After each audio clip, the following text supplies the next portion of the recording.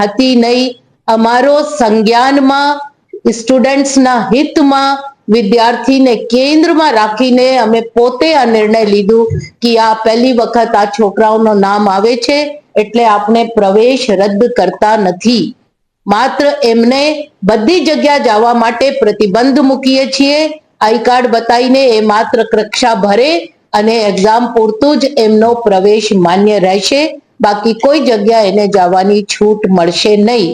એટલે આવી જાતનો પરિપત્ર ગઈકાલે મારી સિગ્નેચરથી પહેલી વખત રિલીઝ થયો છે.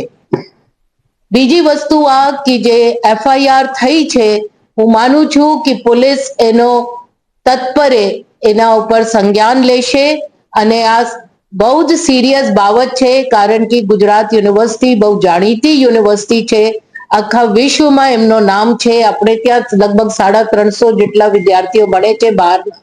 એટલે આવી યુનિવર્સિટી આવું તોડફોડના સંદર્ભમાં ચર્ચાનો ભાગ બને એ નહીં હોવું જોઈએ. એટલે આમાં કાનૂન તરત જ પગલો લે એ અમારી સરકાર સાથે અને પોલીસને પણ અમારી દરખાસ્ત હતી અને અમે ફોલોઅપ કરી રહ્યા છીએ.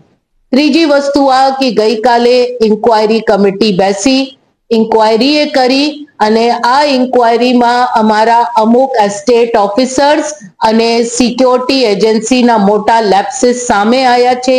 એ લોકોને ગઈકાલે જ શો કોઝ નોટિસ આપી દીધી છે. એના સામે અમે કડક શિસ્તભર પગલાં લેવા જઈ રહ્યા છીએ અને ટોટલ સિક્યોરિટીને ગઈકાલે રિફર્બિશ કરાયા છે અને હજી એમાં 1-2 મોટા પગલાઓ લેવામાં આવશે જેની જાણ અમે આપને અગાઉ કરીશું જેમ જેમ આ પગલાઓ સિદ્ધ થઈ જશે ત્યારે. એટલી અમારી આપને સામે રજૂઆત છે કે આ યુનિવર્સિટી બિના ભેદભાવ કોઈ પણ પાર્ટી, સંગઠન, વિચારધારાને ધ્યાનમાં રાખીને નહીં, માત્ર સ્ટુડન્ટ અને યુનિવર્સિટીની જે એમની પ્રસિદ્ધિ છે એને જ ધ્યાનમાં રાખીને આજ સુધી કામ કરતી આવી છે અને આગળ એ કરશે. એમાં સૌથી વધારે જે ધક્કો લાગ્યો એના માટે કે સરદાર વલ્લભભાઈ પટેલ આ યુનિવર્સિટીના સંસ્થાપક છે અને એની પરિકલ્પનાથી આ યુનિવર્સિટી અસ્તિત્વમાં આવી.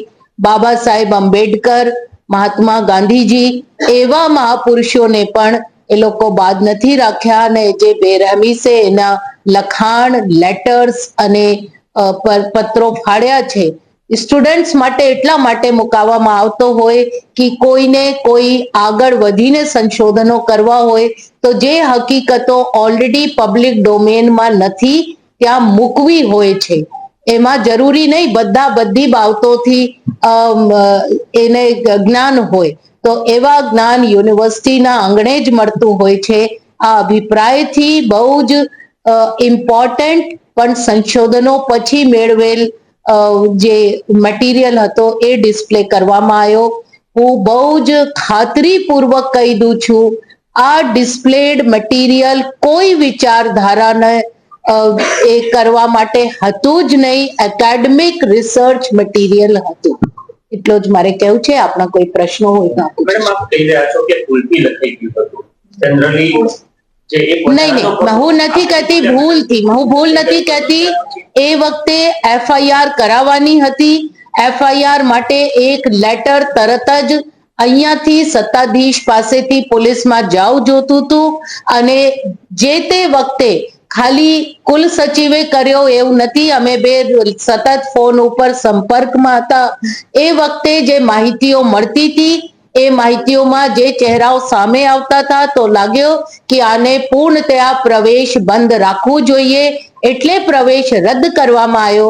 પણ ગઈકાલે જ્યારે હજી ઇન્ક્વાયરી આગળ વધી ત્યારે જોયું કે જેના પ્રવેશ રદ થયા છે એ કદાચ પહેલી વખત આવું કૃત્યમાં પકડાયા એટલે આ ચેન્જ કરવામાં આવ્યું છે. એબીવીપીને લઈને છે અને કેટલાક વિડીયો અમારા સુધી પણ આવ્યા છે જે પ્રકારે તમે અમારા વિડીયો સંસ્થાના જોઈને કાર્યવાહી કરી થઈ રહ્યા છો તો એમાં એબીવીપીના પણ વિડીયો સામે આવ્યા છે. એમાં કેટલીક તોડફોડ એ પ્રકારનો આક્ષેપ કરવામાં આવ્યો છે. એમની સામે કોઈ કાર્યવાહી અથવા તો એબીવીપીના હું ખાતરીપૂર્વક કહું છું અત્યાર સુધી એબીવીપીના તોડફોડ કરતા એક પણ આ 3-4 દિવસના બાબતમાં મારી પાસે કોઈ વિડીયો આવ્યો નથી। देश और प्रदेश की खबरों के लिए अभी सब्सक्राइब कीजिए इंडिया टीवी लाइव, साथ ही बेल आइकन को दबाना बिल्कुल ना भूलें, जिससे सबसे पहले खबर आप तक पहुंच सके।